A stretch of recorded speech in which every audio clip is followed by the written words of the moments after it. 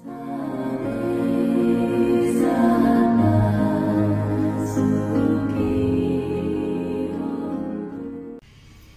भीम, नमो बुद्धाय. बुद्ध धम्म शिकूयात बाबासाहेबांच्या दृष्टिकोनातून या उपक्रमातील आजच्या नव्या सत्रात पुनश्च आपल्या सर्वांचे मनपूर्वक स्वागत करते. बुद्ध धम्म आणि संघ या त्रिरत्नांच्या प्रभावाने आपण सर्व सजीव सुखी होऊया ही मंगलकामना करते. मित्रमैत्रिणींनो, आपण बुद्ध आणि त्यांचा धम्म हा ग्रंथ आचार्य BC वानखेडे सरांकडून शिकून घेत आहोत.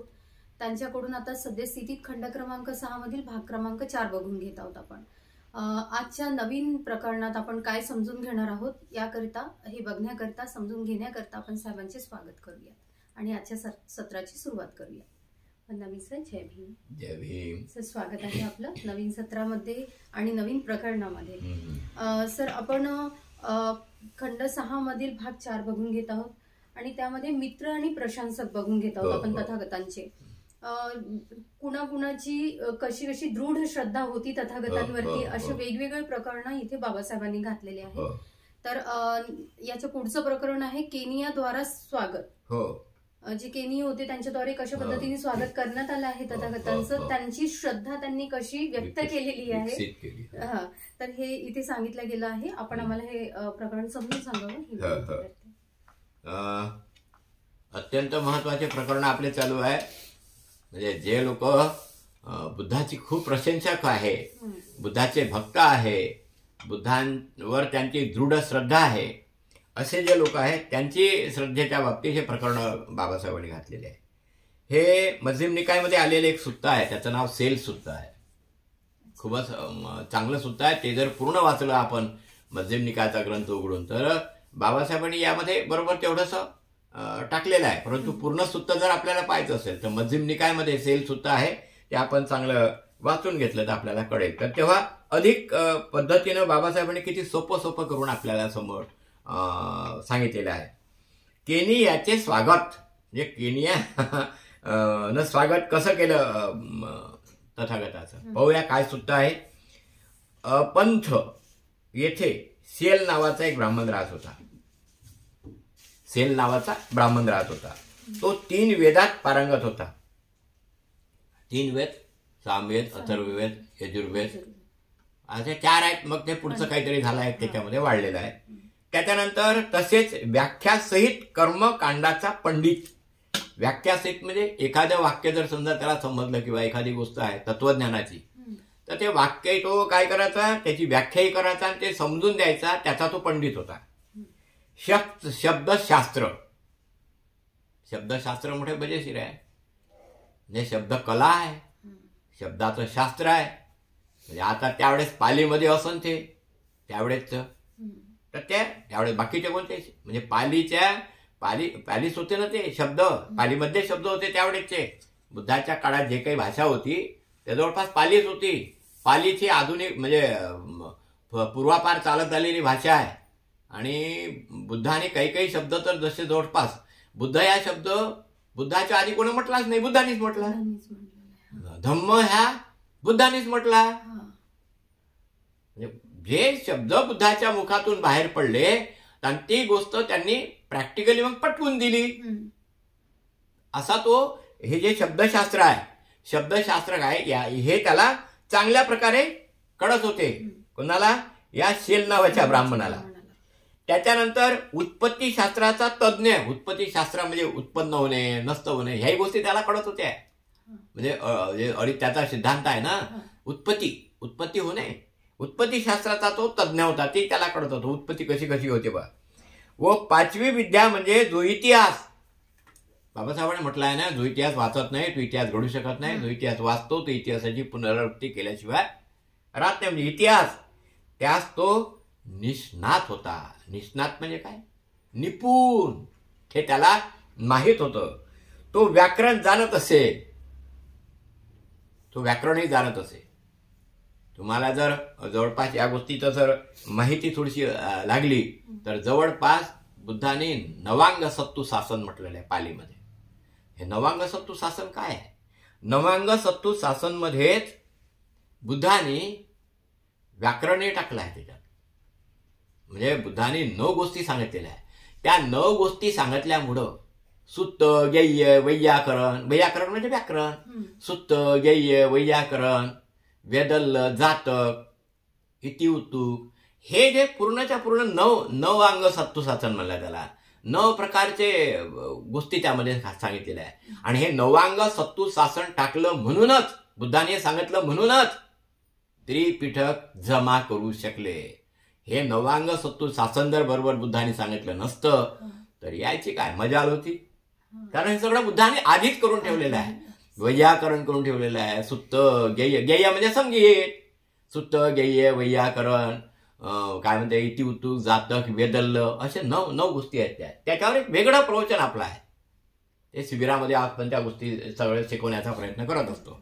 पण तिकडे आल्यानंतर त्या सगळ्या गोष्टी जे विषय आहेत त्याप्रमाणे आपले शिकवतोय.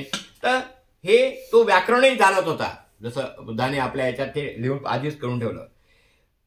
कूट तर्कशास्त्र तसेच महापुरुषाची लक्षणे ओळखणे त्यातही तो तज्ज्ञ होता. महापुरुषाचे जसं बुद्धाचे 32 लक्षणे होते, ते ओळखण्याचा तो हे तज्ज्ञ होता. त्याचे 300 तरुण ब्राह्मण शिष्य होते. कोणाचे? या सेलचे. बरोबर लक्ष द्या. आता सेलचे तरुण ब्राह्मण किती शिष्य होते? 300, ज्यांना तो वेद मंत्र शिकवत असे. काय शिकवत असे? तो आपल्या त्या 300 तरुण ब्राह्मणाला वेदाचे मंत्र शिकवत असे. केनिये नावाचा अग्निपूजक ब्राह्मण हा सेलचा अनुयायी होता. आता सेल असा होता म्हणजे विद्वान होता, पंडित होता सेल, आणि त्याचा अनुयायी कोण होता? केनिय.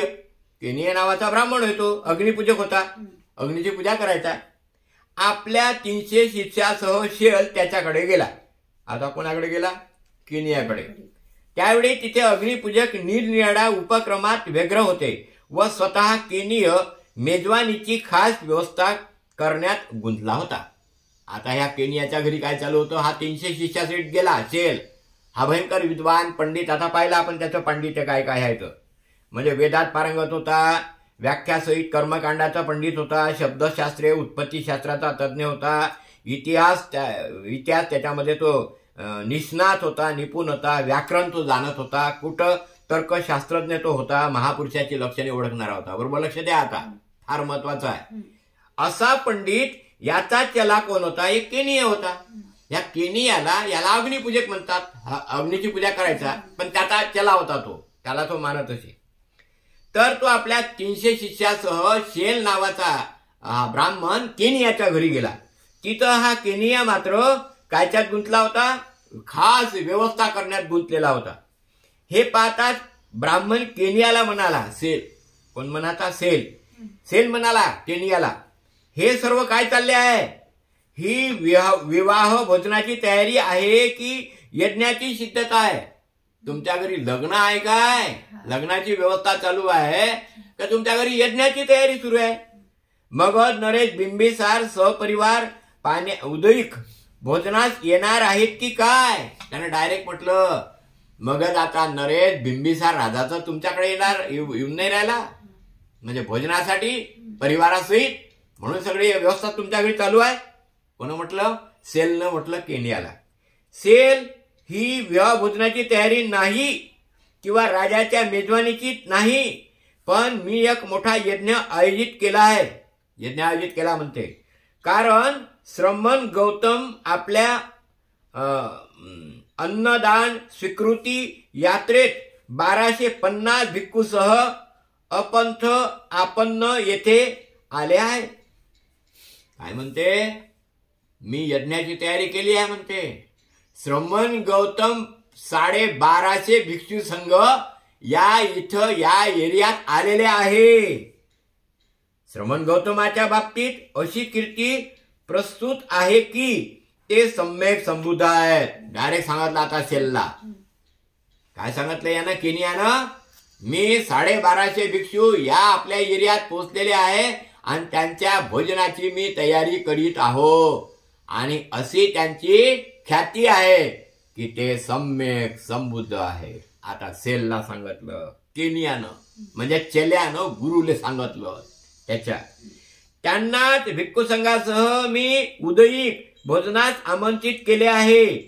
ही जी मेजवानीची सिद्धता दिसते आहे ती सम्यक संबुद्धासाठी आहे. ही जी मेजवानी आहे ना, हे सगळे जे तुम्ही पाहून राहिले, हे सगळं सम्यक संबुद्धासाठी आहे. जे सम्यक संबुद्ध आहे त्यांच्यासाठी आहे. सेल म्हणाला, केनिय तू सम्यक संबुद्ध असे संबोधलेस काय? त्याला कोणाला, याला सेलला वाटलं. काय म्हणते हा सेल आश्चर्यचकित होऊन? कसा म्हणते, केनिया तू काय सम्यक संबुद्ध असे बोललास काय, किंवा संबोधलं काय? होय, केनिया बोलला. केनिया तू खरोखरच असे म्हणालास? होय, मी तसे म्हणालो. कोणाला सांगितलं त्यांना? आता सेलला सांगितलं. तेव्हा सेल आश्चर्यचकित झाला की आपला चेला सम्यक संबुद्धाच्या नांदी लागलेला आहे. कारण हा स्वतःला खूपच पंडित समजत होता. व्याकरणाच्या संबंधात, इतिहासाच्या संबंधात 32 लक्षणे म्हणजे समजलं, तर्कशास्त्राचा पंडित असं त्याला वाटत होतं. कुठं तर तर्कशास्त्र याच्यात तो प्रवीण होता आणि तो वेदामध्ये पारंगत होता. त्याला मोठं वेगळं वाटलं. सम्यक संबुद्ध केनियाच्या मुखातून ऐकून राहिला, चेल्याच्या मुखातून ऐकून राहिला आणि त्याला आश्चर्य पण झालं. म्हणजे केनिया किती मस्त स्वागत करत आहे बा त्या सम्यक संबुद्धाचं. आणि आश्चर्यचकित झाला कोण? हा सेल. सेल स्वतःला फारच वेगळ्या प्रकारचा ब्राह्मण समजत होता. कारण त्याला तो केनियाचा चला त्याला वाटत होता केनिया, आणि केनिया आता बुद्धाचं स्वागत करून राहिला. म्हणून एवढा मोठा पंडित माणूस त्याचा चेला बुद्धाच्या स्वागतासाठी तयार झाला. आणि केनिया देखील आश्चर्यचकित होऊन, सम्यक संबुद्ध म्हटलं तू, सम्यक संबुद्ध म्हटलं तू, असं त्याला दोनदा म्हणजे प्रश्नार्थ विचारावा लागला. तेव्हा अशाच प्रकारचं हे प्रकरण आहे. म्हणजे केनियाद्वारे कसं मस्त स्वागत बुद्धाचं 1250 भिक्षूसहित होत होतं, हे सेलने आश्चर्यचकित होऊन त्याला विचारलं. धन्यवाद सर. फारच सुंदर पद्धतीने सरांनी आपल्याला ह्या प्रकरणाला समजून सांगितलेलं आहे. पुढील सत्रात पुढील प्रकरणात भेटूयात आपण. सर्वांचे मंगल व कल्याण. सर्वांना जय भीम. जय भीम. जय भीम.